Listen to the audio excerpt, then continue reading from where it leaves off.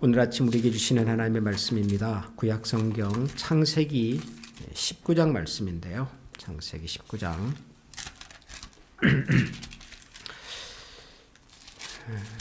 12절부터 15절까지 12절에서 15절까지를 한 절씩 읽겠습니다.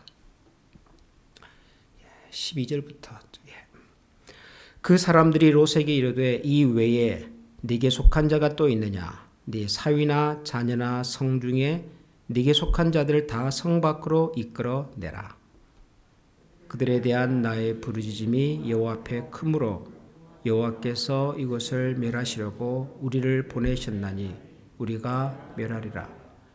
롯이 나가서 그 딸들과 결혼할 사위들에게 말하여 이르기를 여호와께서 이 성을 멸하실 터이니 너희는 일어나 이곳에서 떠나라 하되 그의 사위들은 농담으로 여겼더라. 14절까지 함께 나누겠습니다.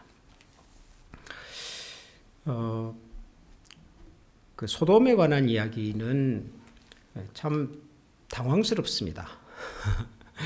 성경은 참 좋은 말씀인데 하나님께서 우리의 신앙과 삶에 큰 유익을 주기 위해서 주신 말씀인데도 불구하고 소돔 이야기는 읽을수록 참 당황스럽다는 생각이 듭니다.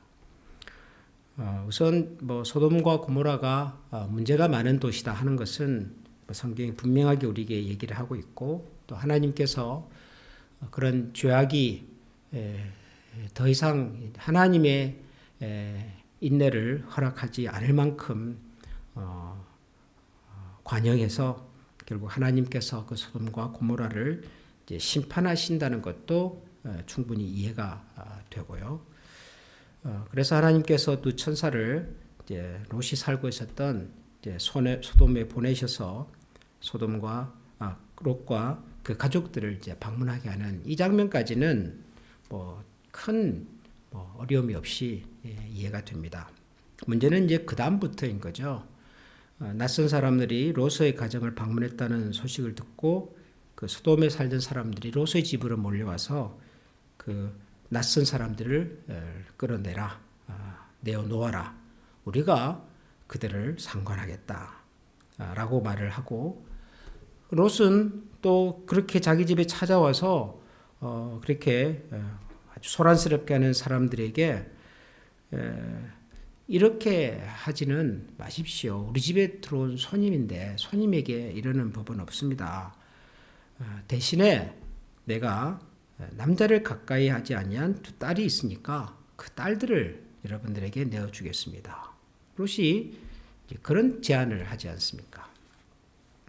그러니까 낯선 나그네가 들어왔다고 해가지고 몰려가서 그 사람을 내어놓아라 우리가 어떻게 하겠다라고 하는 것도 정상적이지가 않고 그런 사람들이 찾아왔다고 해서 아직까지 결혼하지 아니하는 두 딸을 내가 대신 내어주겠다라고 하는 이 롯의 행위도 이것도 납득이 전혀 안 가는 말입니다.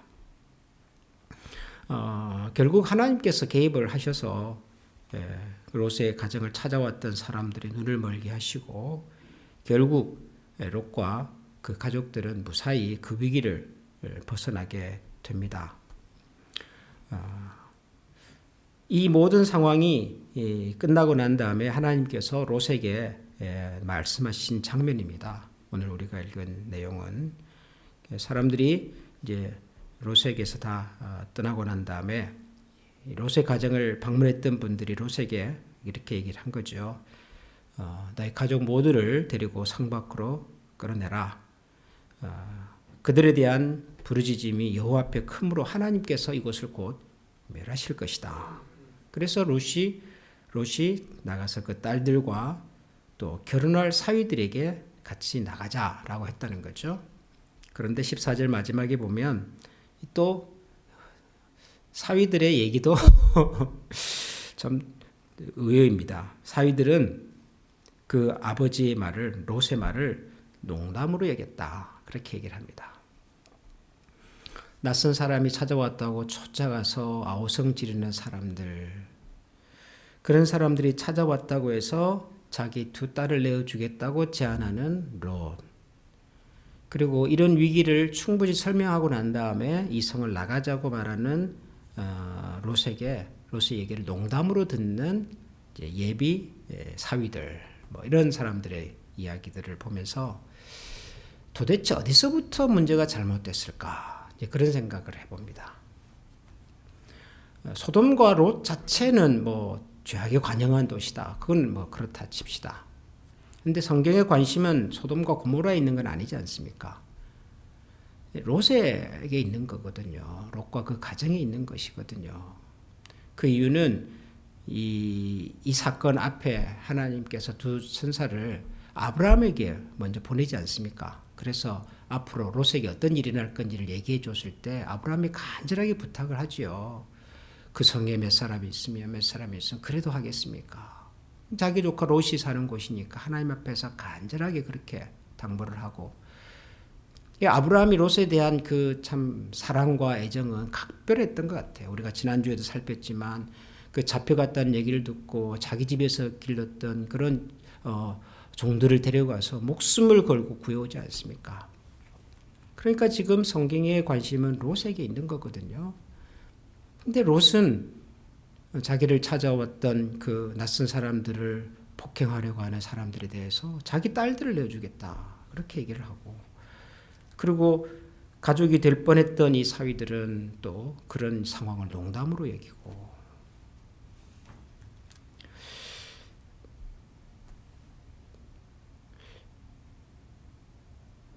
롯의 문제는 뭘까요, 여러분? 사실 성경을 읽어보면 롯이라는 사람이 크게 무슨 문제가 있거나 잘못됐다는 얘기는 거의 없습니다. 롯이 뭐 죄를 지었다든가 범죄했다든가, 롯이 뭐 적극적으로 하나님을 뭐 떠났다라든가, 뭐 그런 표현들은 거의 없습니다. 그럼에도 불구하고 우리가 기억한 롯은 참 문제가 많은 사람입니다. 여러분, 이 두 사이를 어떻게 우리가 이해를 해야 될까요? 우리가 그리스도인으로서 세상을 살면서 적극적으로 죄를 짓는 법은 거의 없습니다. 저나 여러분이 뭐 이 나라에 살면서 뭐 법을 어기고 무슨 뭐 누군가를 해치고 누가 봐도 저것은 범죄라고 말할 수 있는 뭐 비도덕적이고 비윤리적이라고 말할 수 있는 그런 말과 그런 행동을 하면서 살 가능성은 거의 없다고 봐야 합니다. 그럼에도 불구하고 우리는 이 롯과 같은 그런 참 안타까운 상황 속에 처해질 수도 있다는 사실 또한 이거는 부정할 수 없는 현실입니다. 적극적으로 하나님을 대적하거나 하나님 말씀을 거역하지 않아도 우리가 이 세상을 살면서 하나님께서 기대하시는 그런 그리스도인의 모습으로 살지 못하는, 하나님께서 우리에게 기대하시는 그런 신앙의 내용과 열매가 전혀 없이 살면서도 전혀 문제의식이 없이 사는 그런 사람들은 의외로 많죠. 죄냐 아니냐의 문제보다도 더 심각한 것은 어쩌면 우리 속에 우리도 모르는 사이에 우리가 하나님의 사람이라는, 하나님의 자녀라고 하는, 그분이 우리에게 기대하시는 그분의 거룩한 관심과 그리고 그분의 백성으로서의 삶의 능력과 열매, 이런 것들에 대하여 전혀 관심이 없이 살면서도 아무런 문제가 없이 살아가는 소위 그리스도인들은 얼마든지 있는 거죠. 더군다나 우리가 살아가는 이 세상은 우리에게 알게 모르게 우리로 하여금 하나님보다 더 소중하고 더 우선하고 더 급하고 더 중요한 것이 있다는 메시지를 계속 주고 있단 말이죠. 그러면 어느 순간 우리도 모르게 우리는 하나님에게 돌려야 할 우리의 관심과 사랑과 헌신을 하나님이 아닌 그 어떤 것에다가 돌리면서 살고 있는 거죠. 근데 그것이 뭐 성경에서 십계명에서 말하는 것처럼 살인, 간음, 도적 그런 거는 아니에요 또. 그러나 가만 보면 우리 속에 알게 모르게 이 세상의 타락한 문화와 가치관들이 은연중에 우리의 생각을, 가치를 지배하고 있어서 나도 모르게 내 입에서 나오는 말이, 내 머릿속에서 떠오르는 생각이, 내가 어떤 상황 속에서 내리는 결정이 정말 이거는 하나님께서도 깜짝 놀라실 만한 그런 결정을, 생각을, 상상을 하고서 살 수도 있겠다. 롯을 보면서. 롯이 무슨 심각한 문제가 있는 사람이어서 자기 집에 찾아와서 막 소란하게 한 사람들에게 내 딸을 내주겠다. 저는 그런 것 같지는 않아요. 그런데 롯에게는 이런 문제의 해법이 전혀 무슨 뭐 갈등의 소지도 없이 그냥 나오는 것 같아요. 성경을 보면.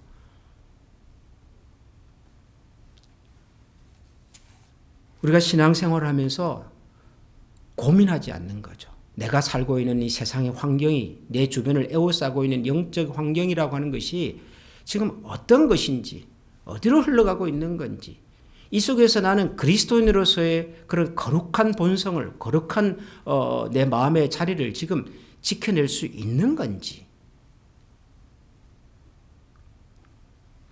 제가 지난 수요일날 우리가 성경을 읽어도 이해가 잘 안 되고 하나님에 대해서도 알고 싶어서 그렇죠. 좀 궁금하고 좀 질문을 좀 하고 싶은데, 근데 사람들은 질문하지 말고 그냥 무조건 믿으라고 말을 하는데요.